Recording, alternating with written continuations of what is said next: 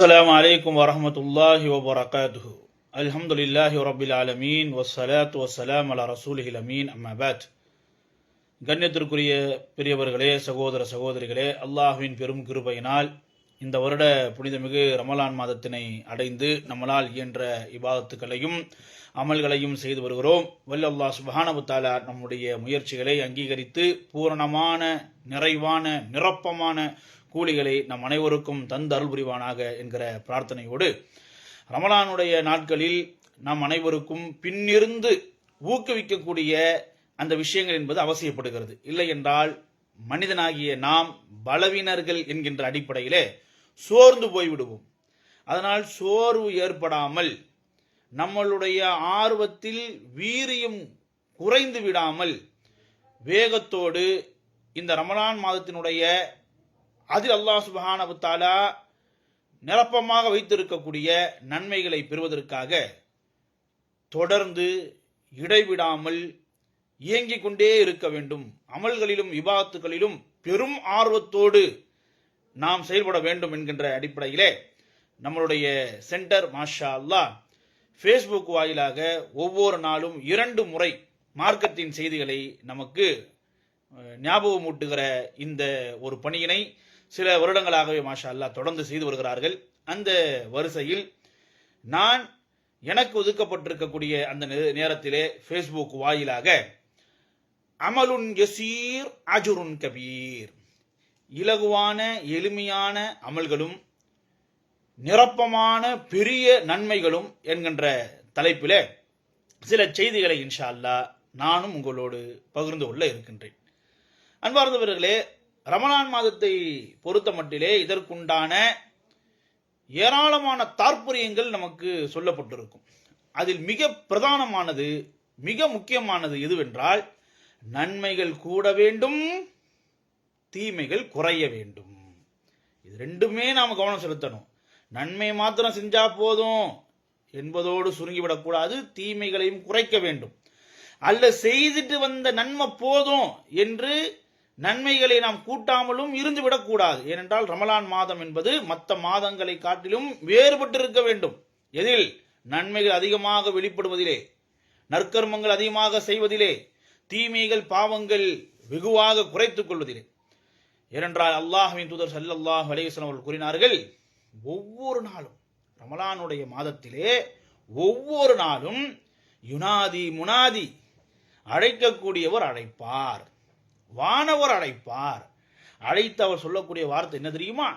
யா பாகியல் ஹைர், நன்மையை விரும்புபவர்களே, நன்மையை செய்ய வேண்டும் என்று ஆசைப்படுபவர்களே, அக்பில், நன்மையை செய்யுங்கள், நன்மையை செய்ய முன்வாருங்கள். செய்யணும் செய்யணும் என்று சும்மா யோசித்துக் கொண்டே, எண்ணிக்கொண்டே, பேசிக்கொண்டே நின்று விடாமல் நன்மை செய்வதில் முன்வாருங்கள். கம் ஃபார்வர்ட், முன்வாருங்கள். ஷர், அதே போன்று தீமையை செய்ய விரும்புபவர்களே, அக்ஸிர், தீமையை குறைத்துக் கொள்ளுங்கள்.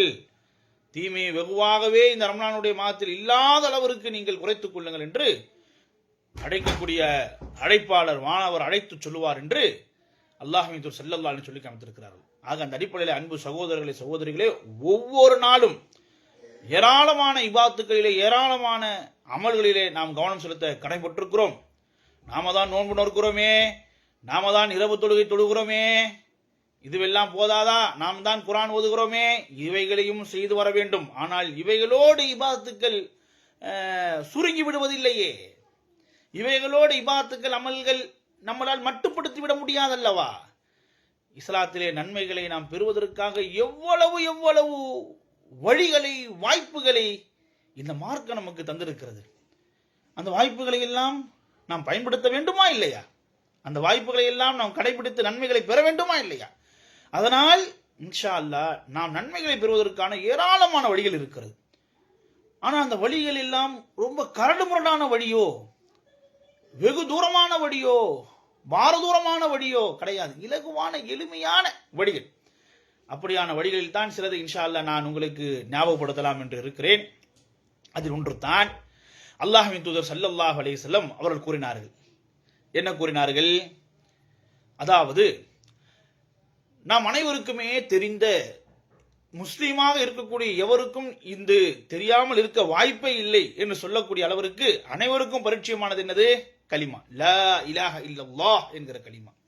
அதனோடு கூடுதலான சில வார்த்தைகள், லா இலாஹ இல்லல்லாஹ் வஹ்தஹு லா ஷரீக லஹ் லஹுல் முல்க் வ லஹுல் ஹம்து வ ஹுவ அலா குல்லி ஷைஇன் கதீர். பெரும்பான்மையாக அனைவரும் எல்லாரும் அறிந்து வைத்திருக்கக்கூடிய ஒரு திக்ர். மீண்டும் நான் சொல்கிறேன், லா இலாஹ இல்லல்லாஹ் வஹ்தஹு லா ஷரீக லஹ் லஹுல் முல்க் வ லஹுல் ஹம்து வ ஹுவ அலா குல்லி ஷைஇன் கதீர். உம்ரா செய்தவர்களுக்கு இந்த துவா என்பது பரிச்சயமானது. ஏனென்றால் சையுடைய துவாவும் கூட இதே துவா, இதே திக்ரு தான். அதே போன்று கடை வீதியில் நுழையும் போது நாம் சொல்ல வேண்டிய பிரார்த்தனையிலும் கூட வெகுவான வார்த்தைகள் இந்த வார்த்தைகள் தான். அதனால் இந்த ஒரு பிரார்த்தனை என்பது ஒரு சிரமமான பிரார்த்தனை என்றோ, இனிமேதான் இதை மனப்பாடம் செய்ய வேண்டும் என்கிற ஒரு பிரார்த்தனை என்றோ கிடையாது. அனைவருக்கும் பரிச்சயமான ஒரு திக்ர்.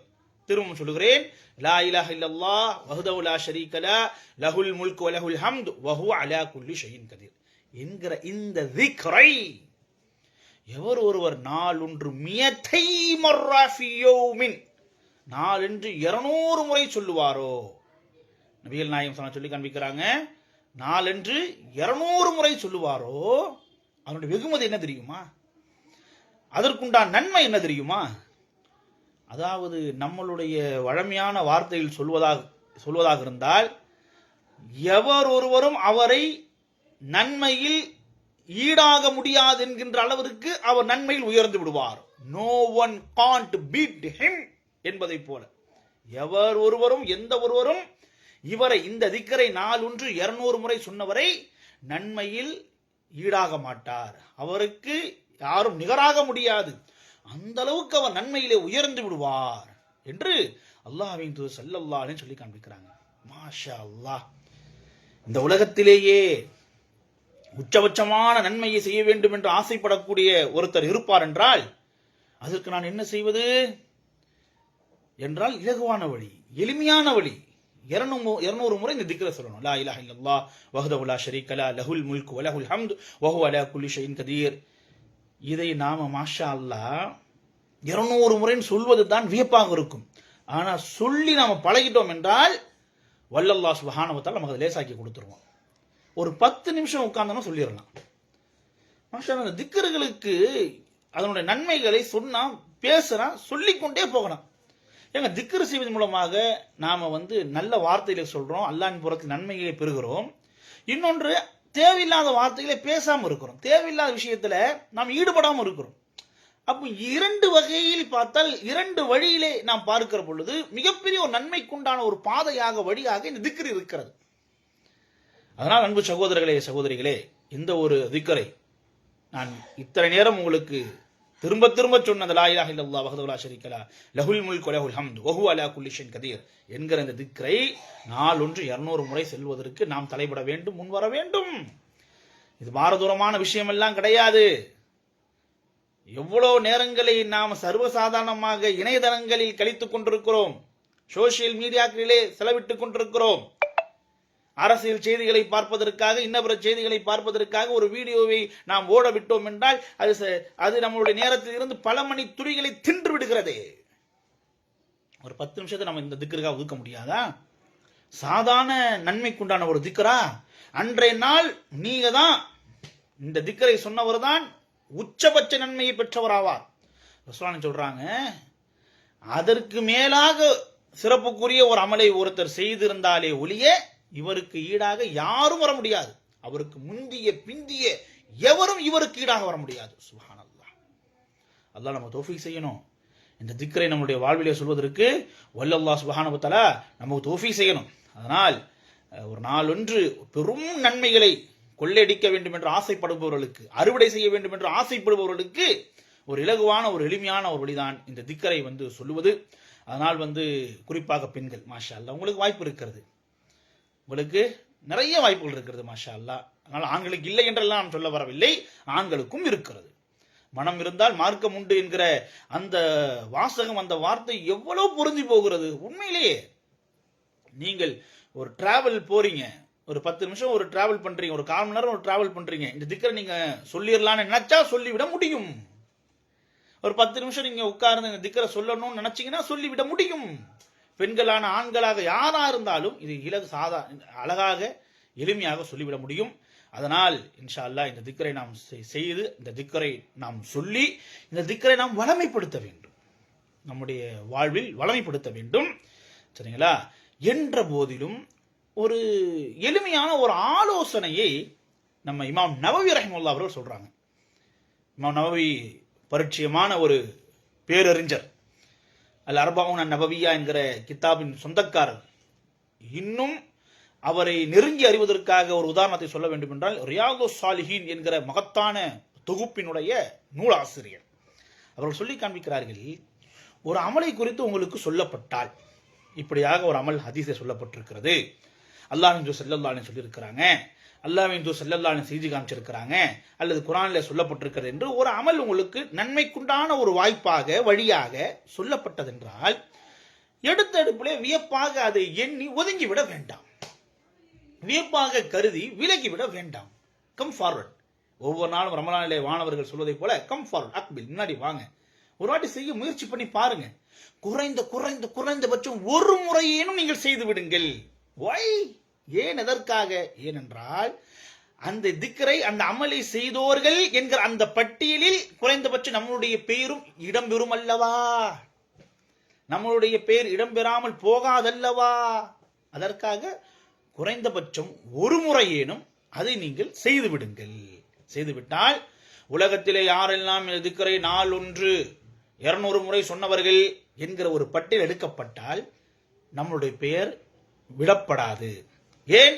ஒரு முறையாவது நம்ம சொல்லி அந்த பட்டியலை சேர்ந்திருப்போம். எத்தனை முறை சொன்னார், எவ்வளவு தூரம் சொன்னார், எத்தனை நாள்கள் சொன்னார், அது அடுத்த விவாதத்துக்கு உட்படுத்தப்படலாம், அடுத்த விசாரணைக்கு உட்படுத்தப்படலாம். குறைந்தபட்சம் நாம் பட்டியலில் இணைக்கப்பட்டு விடுவோம் அல்லவா? அதனால் இது போன்ற இபாதத்துகளை குறித்து, திக்ர்களை குறித்து, அமல்களை குறித்து சொல்லப்பட்டால் ஒரு முறையாவது என்ன செஞ்சிடணும். ஒரு முறை செஞ்சா போதும் என்று சேஃப் அண்ட் சைடு பிளே பண்ணக்கூடிய எண்ணம் இருக்கக்கூடாது. சரிங்களா? அல்லாஹ் சுப்ஹானஹு நன்மை நாடுவர்களுக்கு தான் வாய்ப்பை வழங்குவான்.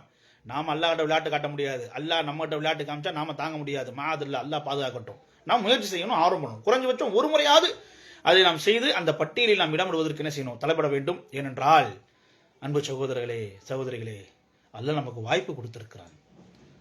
அல்லாஹ் நமக்கு ஆயுளை இன்னும் நிறைவு செய்து விடவில்லை. நாம் ஆயுளோடு இருக்கக்கூடிய சமயத்தில் தான், இந்த வாய்ப்பு பெற்றக்கூடிய சமயத்தில் தான் நாம் எந்த திக்கரையும் சொல்ல முடியும், எந்த அமலையும் செய்ய முடியும். இந்த வாய்ப்பு நிறைவு அடைந்து விட்டால், இதற்கு முற்றுப்புள்ளி இடப்பட்டு விட்டால், அதற்கு பிறகு நாம் என்ன ஆசைப்பட்டாலும், என்ன நாம் விரும்பினாலும் நம்மளால் ஒரு திக்ரை கூட சொல்ல முடியாது. ஒரு சுபஹான் அல்லாஹ் சொல்ல வேண்டும் என்று இந்த கபரில் இருக்கக்கூடியவர் ஆசைப்பட்டால் அவரால் அதை சொல்லிவிட முடியுமா? ஒரு அல்ஹம்துலில்லாஹ் சொல்ல வேண்டும் என்று கபரிலே அடக்கம் செய்யப்பட்ட, மரணித்து விட்ட, இறந்து போன ஒருவர் அதை சொல்லி நன்மை பெற வேண்டும் என்று ஆசைப்பட்டால் அவரால் சொல்லிவிட முடியுமா? முடியாது. அல்லாஹ் நமக்கு வாய்ப்பு கொடுத்திருக்கிறார். நாம சொல்லக்கூடிய ஒவ்வொரு சுபஹான் அல்லாஹ், ஒவ்வொரு அல்ஹம்துலில்லாஹ், ஒவ்வொரு அல்லாஹ் அக்பர், ஒவ்வொரு லா இலாஹ இல்லல்லாஹ் நம்முடைய பட்டோலிலே ஏற்றப்பட்டு கொண்டே இருக்கும், நன்மைகள் சேர்க்கப்பட்டு கொண்டே இருக்கும். அதனால் நமக்கு அல்லாஹ் வழங்கியிருக்கக்கூடிய இந்த வாய்ப்பை உணர்ந்து புரிந்து அதற்கு நன்றி உள்ளவர்களாக செயல்பட்டு நன்மைக்குண்டான வாயில்களில் நம்மளை இயக்கி நாமும் இயங்கி நன்மைகளை அடைகிற, பெறுகிற, திரட்டுகிற ஒரு பாக்கியத்தை வல்ல அல்லாஹ் சுப்ஹானஹு வ தஆலா பேசிய எனக்கும் கேட்கிற உங்களுக்கும் தந்த அருள்வானாக என்று பிரார்த்தித்தவனாக இன்றைய நாள் உரையை நிறைவு செய்கிறேன். மீண்டும் இன்ஷா அல்லாஹ் அடுத்த முறை நேர்காணலில், அதாவது இந்த ஃபேஸ்புக் வாயிலாக சந்திக்கிற பொழுது வேறொரு ஒரு இலகுவான ஒரு அமலை குறித்து இன்ஷா அல்லாஹ் நமக்கு மத்தியில் நாம் கலந்து ஆலோசிப்போம். அது வல்ல அல்லாஹ் சுப்ஹானஹு வ தஆலா அருள்வானாக. வாஹிரு தஅவானா அல்ஹம்துலில்லாஹி ரப்பில் ஆலமீன். அஸ்ஸலாமு அலைக்கும் வ ரஹ்மத்துல்லாஹி வ பரகாத்துஹு.